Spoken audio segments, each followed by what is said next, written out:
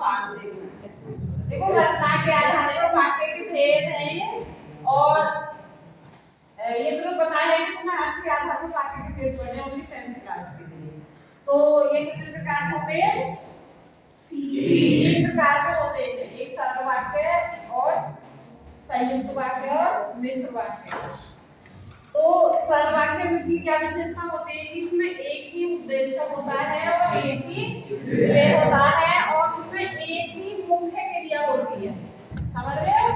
एक ही मुख्य क्रिया होती है, इसमें एक ही उद्देश्य एक ही विधेय है, तो उसे सरल वाक्य कहते हैं। दूसरे होते हैं हमारे संयुक्त वाक्य। इसमें 2 स्वतंत्र वाक्य होते हैं। कौन से होते हैं? 2 स्वतंत्र होते हैं।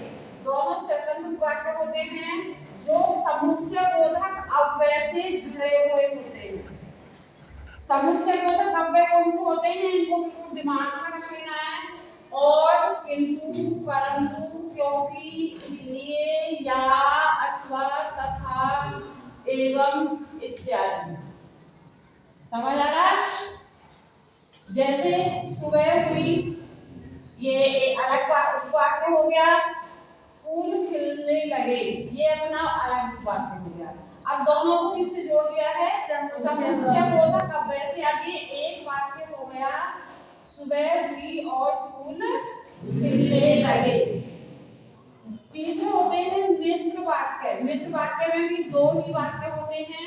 कौन कौन से होते हैं? एक इसमें प्रधान वाक्य होता है और दूसरा आश्रित वाक्य होता है। एक प्रधान और दूसरा आश्रित वाक्य होता है। आश्रित वाक्य भी 3 प्रकार के होते हैं। आश्रित भी कितने होते हैं? 3 होते हैं। एक संज्ञाश्रित वाक्य होता है और दूसरा विशेषण आश्रित वाक्य होते हैं, तीसरे क्रिया विशेषण आश्रित वाक्य होते हैं। अब हम इनकी कैसे पहचान करेंगे कि जिस संज्ञा आश्रित वाक्य में केवल की वाला समुच्चय बोधक जिसमें भी आएगा वही आश्रित उपवाक्य, संज्ञा आश्रित उपवाक्य है। अब हम इनको कैसे पहचानेंगे कि इनमें एक प्रधान उपवाक्य कौन सा है और आश्रित उपवाक्य कौन सा है? 2 वाक्य होते हैं जिसमें एक प्रधान होता है और एक आश्रित होता है। तो इसमें कैसे पहचानेंगे कि कौन सा आश्रित है और कौन सा प्रधान है? सबसे पहले तो हमें जिसमें मुख्य क्रिया होती है वो प्रधान होता है और जो समुच्चय बोधक से आगे वाला होता है, इसमें की आ रही है तो की से आगे वाला जो वाक्य है वो आश्रित उपवाक्य है। विशेषण आश्रित उपवाक्य। विशेषण क्या होते हैं कि जहां पर संज्ञा या सर्वनाम की विशेषता बताते हो वहां संज्ञा आश्रित उपवाक्य होते हैं। इन्हें कैसे, इनको भी ऐसे ही पहचाना है कि इसमें भी कौन सा आश्रित उपवाक्य है और कौन सा प्रधान उपवाक्य है।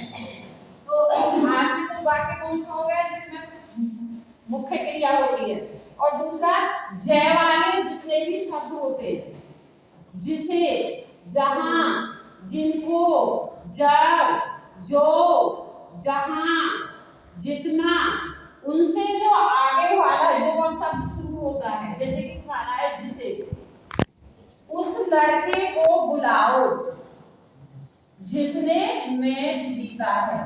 तो मुख्य क्रिया किसमें हो रही है? उस लड़के को बुलाओ जिसने मैच जीता है। ये हो गया हमारा आश्रित उपवाक्य। और कौन सा आश्रित उपवाक्य है? ये विशेषण। विशेषण है, ये विशेषता बता रहा है, संज्ञा की विशेषता बता रहा है कि उस लड़के को बुलाओ जिसने मैच जीता है। क्लियर हो रहा है सबको? संज्ञा आश्रित उपवाक्य है ये। दूसरा विशेषण आश्रित उपवाक्य। क्रिया विशेषण, क्रिया में यहाँ पर क्रिया की विशेषता बताएगा। क्रिया विशेषण क्या होगा? क्रिया की विशेषता बताई जाएगी। जैसे ये वाक्य दिया गया है, वहां खड़े हो जाओ जहां बस आती है। तो यहाँ क्रिया की विशेषता बता रहा है कि वहां खड़े हो जाओ जहां बस आती है। तो इसमें आश्रित उपवाक्य छांटने को दिया जाए तो कैसे छांटेंगे? मुख्य क्रिया कौन सी हो रही है? वहां खड़े हो। अब प्रश्न भी कर सकते हैं। वैसे सबसे सेफ भी और भी तरीका भी हो सकता है कि जो, जहां, जब, जो, जिनसे वाले जो आगे वाला वाक्य होता है वो आश्रित होता है और जिसमें मुख्य क्रिया हो रही है वो विद्यमान होता है। और प्रश्न भी करके देख लो, कहाँ खड़े हो जाओ, जहाँ खड़े हो जाए, जहाँ बस आती है, जो उत्तर आता है वो भी आश्रित वाक्य होता है। क्लियर हो गया सबको?